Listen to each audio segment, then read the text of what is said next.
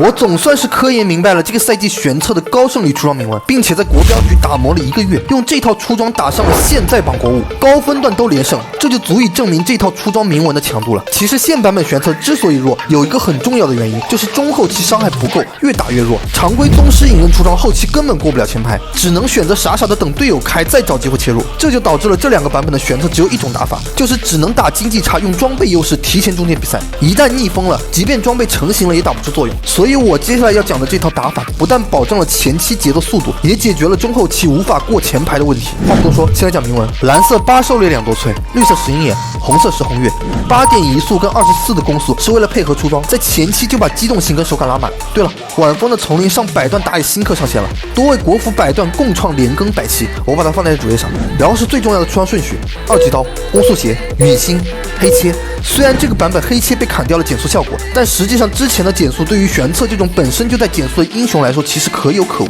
反而前期增加了穿透，还提升了玄策前期的爆发速度。小吸血补续航，然后宗师，然后合成末世。为什么出末世而不是出吸血刀？因为末世不但打肉快，并且自带的攻速可以让我们把攻速鞋换成护甲鞋或者抵抗鞋来增加容错。然后出破空，这件装备完美契合我们前面出的装备。首先自带的破甲效果，加上末世的百分比伤害以及黑切的被动，后期过前排刷被动速度非常快，并且主动效果的增伤可以跟宗师被动叠加。数值上，高额生命值加高额物攻还有暴击全都是玄策的刚需属性。最后出3级刀，鞋子换复活甲名刀，这套前期不但强度高，后期打肉快，并且收割能力同样突出。